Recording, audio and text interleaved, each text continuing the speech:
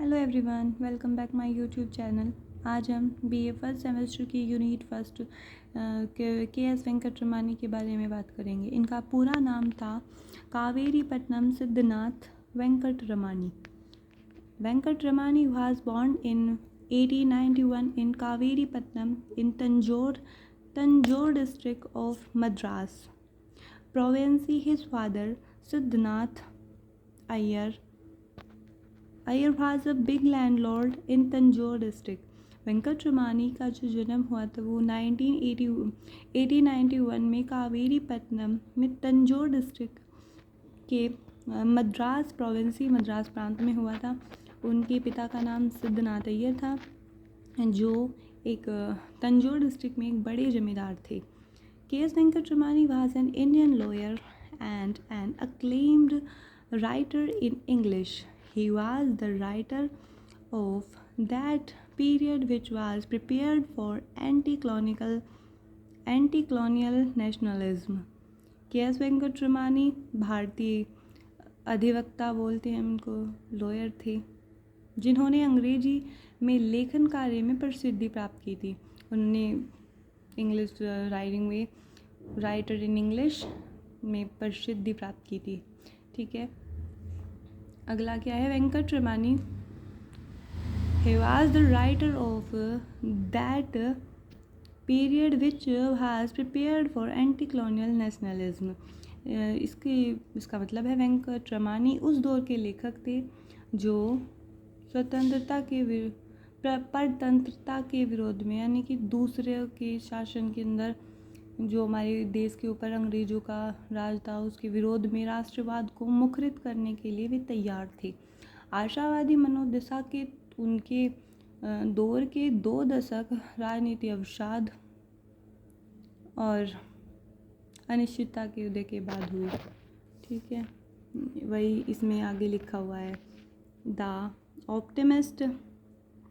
optimistic mood of these 2 decades emerged in reaction to the long period of political frustration and uncertainty. वही मैंने जो आपको भी बताया कि हमें आशावादी मनोदशा के उनके दौर के 2 दशक में राजनीतिक अवसाद और अनिश्चितता के बाद उदय हुए थे। इन सब के बाद उनका उदय हुआ था। ठीक है, अगली line, whether positive or negative, the events of the 1930s and 1940s self-evidently furnished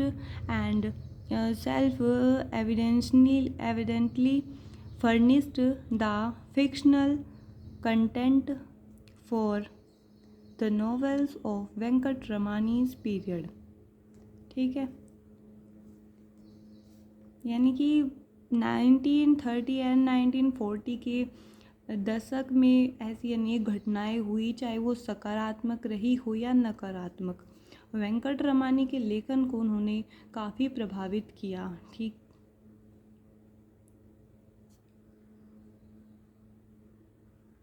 Venkataramani was greatly influenced by pioneering and opposite efforts of Sarvepalli Radhakrishnan to interrupt Indian philosophy for the West.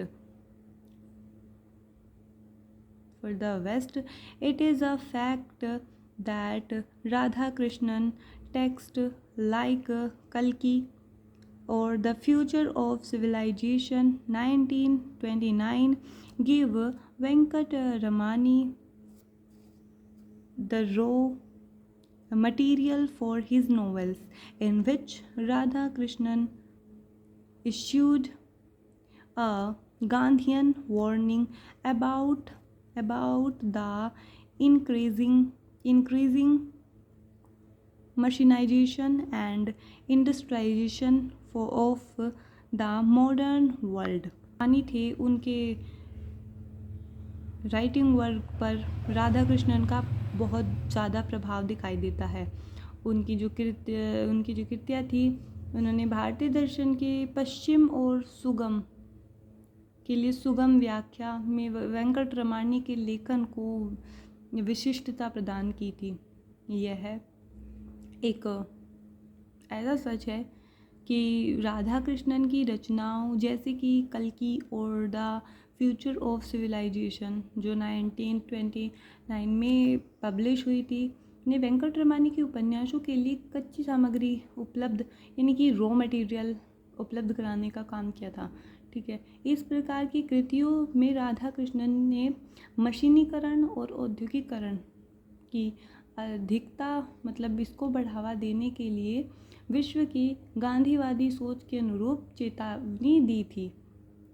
अगली line पढ़ते हैं। Venkataramani wrote mainly about South Indian rural life and the Indian independence movement. He glorified the culture of South India. Venkataramani जो mainly दक्षिण भारत की जो गांव के परिवेश है, गांव का वातावरण है और भारत की स्वतंत्रता आंदोलन के बारे में लिखा है। उन्होंने दक्षिण यानी कि साउथ की जो कल्चर है, वहाँ की सभ्यता का बहुत ज़्यादा गुणगान किया है अपने जो भी उनका लिटरेरी वर्क्स हैं उनमें। तो चलिए अब हम उनकी लिटरेरी वर्क्स देख लेते हैं। अकॉर्डिंग टू क्रोनोलॉजिकल यानी कि एक मतलब टाइम के हिसाब से कि पहले कौन सा पब्लिश हुआ था, फिर दूसरा, फिर कौन सा, ठीक है, कालक्रम में। पहला है पेपर बोट्स, ये उनकी सबसे पहली बुक है जो 1921 में पब्लिश हुई थी। सेकंड है उनकी ऑन द स्टैंड डॉन्स जो 1923 में पब्लिश हुई थी। इनकी सेकंड पब्लिश है द मुरुगन द थ्रिलर जो 1927 में पब्लिश हुई थी।